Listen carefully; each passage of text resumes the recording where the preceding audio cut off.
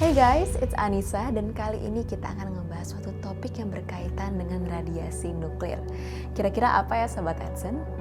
Yap, kita akan ngebahas Chernobyl. Gitu nggak apa lagi, upgrade pengetahuan kamu di @now Edson Knowledge.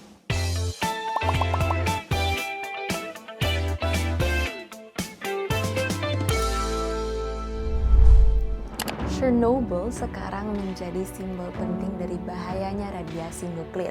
Sebuah peristiwa yang telah meresap ke dalam kesadaran sosial kita belakangan ini dan menjadi contoh pentingnya budaya keselamatan di sekitar energi nuklir. Kejadian malapetaka di pembangkit listrik tenaga nuklir Chernobyl pada tahun 1986 menyebabkan pelepasan bahan radioaktif dengan jumlah 400 kali lebih besar daripada bom atom Hiroshima. Namun, apa yang menjadi penyebab bencana tersebut ya guys? Selama tahun 1970-an, Rusia masih menjadi pemimpin Uni Soviet yang komunis. Meskipun ketegangan antara Moskow dan Amerika Serikat sedikit mereda, Uni Soviet telah menggunakan energi nuklir selama lebih dari 10 tahun, membangun pembangkit listrik tenaga atom pertama di dunia yang menghasilkan listrik pada tahun 1954. Pada tahun 1970 dimulailah pembangunan kompleks tenaga Chernobyl di Ukraina. Pabrik itu berjarak sekitar 80 mil dari Kiev dan sekitar 12 mil dari Chernobyl. Operasi tersebut berskala besar dan sebuah kota baru yang disebut Pripyat diambil dari nama sungai terdekat dibangun untuk menampung para pekerja dan keluarga mereka. Selain pabrik dan kota, sebuah danau buatan dibangun untuk mendinginkan reaktor. Waduk tersebut terletak di sebelah sungai Pripyat, anak sungai Dnipro. Itu adalah masa penuh harapan dan kota baru dianggap sebagai utopia bagi mereka yang pindah ke sana. Salah satu mantan penduduk Pripyat, Natasha Kondratiev, mengenang, sejak hari pertama kami tiba di Pripyat, saya tidak pernah ingin pergi. Itu adalah surga. Di mana-mana ada bunga mawar dan pohon buah-buahan. Bahkan kami bisa memancing di sungai dan memetik jamur di hutan. Sepertinya tempat itu diciptakan khusus untuk kita. Pada puncaknya, Pripyat menampung 49.000 penduduk yang terdiri dari pekerja pabrik dan keluarganya. Unit 1 pembangkit listrik baru dibangun pada tahun 1970, diikuti oleh unit 2 pada tahun 1977 dan unit 3 dan unit 4 pada tahun 1983. Pada tahun 1986, 2 reaktor lagi sedang dibangun. Reaktor tersebut dikenal sebagai reaktor RBMK dan unik karena menggunakan air ringan sebagai pendingin dan grafit sebagai moderator. Meskipun grafit disebut tidak mudah terbakar, namun bertahun-tahun kemudian para ahli justru menentukan bahwa desain reaktor inilah yang menjadi penyebab bencana tersebut. Pada tanggal 25 April 1986, reaktor unit 4 dijadwalkan untuk ditutup selama fase pemeliharaan yang dipandang sebagai kesempatan untuk menguji sistem cadangan pembangkit listrik.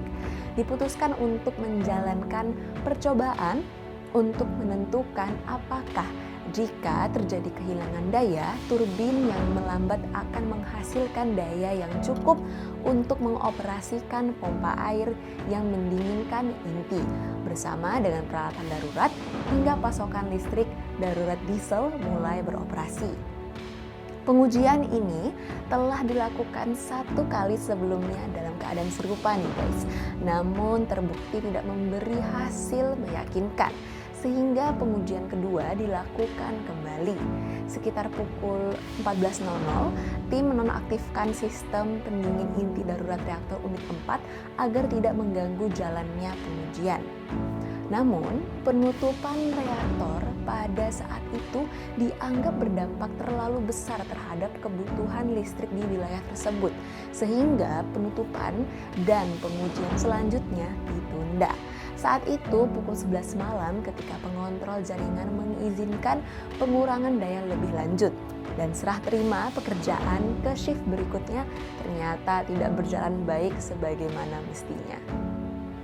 Orang-orang yang terlibat mungkin tidak diberi instruksi yang cukup tentang cara melakukan tes. Pada tanggal 26 April pukul 12.28, situasinya mulai berubah nih guys.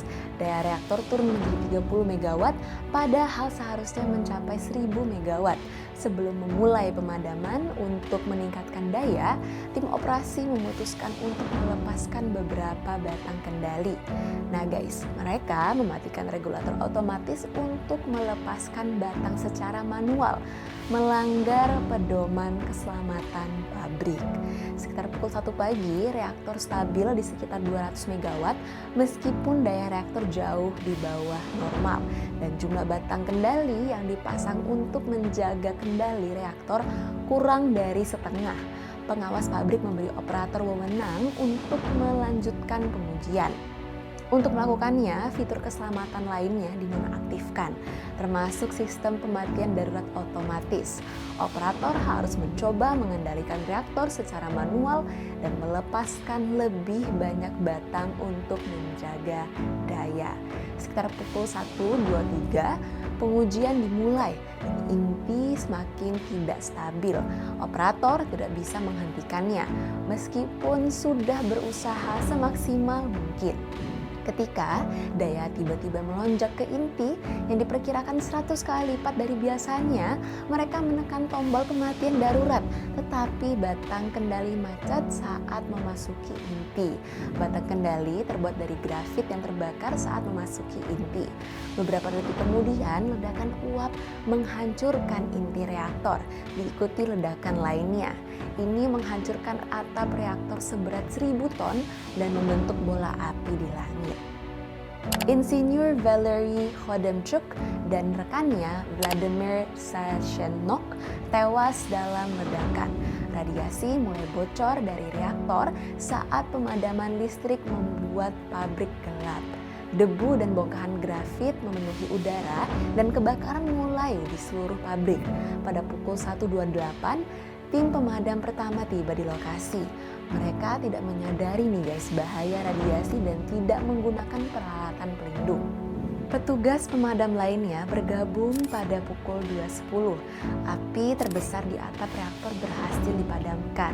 Pejabat diberitahu tentang bencana ini dan menghentikan mobil memasuki Pripyat. Petugas polisi yang ditugaskan di penghalang jalan juga tidak menyadari kebocoran radiasi dan tidak menggunakan pakaian pelindung. Pada pukul 2.30, tim berhasil mengendalikan kebakaran. Pada pukul 4 pagi, lebih dari 100 petugas pemadam telah berada di lokasi. Tanpa sadar, sudah menambah dosis radiasi mereka semakin tinggi. Pada pukul 5 pagi, sebagian besar api telah padam, tetapi grafit masih terbakar nih guys. Pada pukul 6.35 pagi, api telah padam, kecuali di inti reaktor. Untuk memadamkannya, lapisan material dibuang ke dalam inti. Pada pukul 10 pagi, tanggal 27 April, helikopter mulai menyebar bahan pemadam ke dalam reaktor. Pilot helikopter menerima dosis radiasi tinggi, sehingga material dapat dilepaskan dari udara. Helikopter menyebarkan kontaminasi lebih lanjut. Pada pukul 2, tanggal 27 April, evakuasi dimulai. Orang-orang diberitahu untuk membawa surat-surat, barang penting, dan juga makanan. Namun, kemudian diketahui bahwa Pripyat terlalu berbahaya secara radioaktif bagi manusia dan akan tetap tidak aman selama sekitar 24.000 tahun lamanya. Ini menjadi pertanda pertama bagi banyak orang bahwa kehidupan mereka di sekitar pembangkit listrik nuklir tidaklah aman. Seorang mantan penduduk mengingat, orang-orang dulu hidup dengan pembangkit listrik, bekerja di sana dan bergantung padanya. Kami bahkan tidak memikirkan kemungkinan bahaya radiasi. Pada 28 April, dunia mengetahui bencana tersebut setelah pemantau udara Swedia menemukan radiasi di atmosfer yang mereka lacak hingga ke wilayah Uni Soviet. Ketika diminta komentarnya, pejabat Soviet kala itu mengklaim bahwa memang ada kecelakaan, tetapi merevisi bahwa situasinya kini sudah terkendali. Faktanya, api pada blok grafit terus terbakar hingga tanggal 10 Mei. Meskipun terdapat risiko lebih lanjut, namun otoritas menolak membatalkan perayaan May Day di Kyiv. Operasi pembersihan pun terus berlanjut dan pada 4 Mei sekitar 800.000 pekerja mulai membersihkan desa-desa yang terkontaminasi dan memusnahkan hewan yang terkena radiasi. Mereka juga mengubur lapisan tanah yang terkontaminasi. Pada 6 Mei, langkah-langkah keamanan dimulai dengan menutupi sekolah-sekolah di Kyiv dan memperingatkan warga untuk tetap tinggal di dalam ruangan dan menghindari konsumsi sayuran.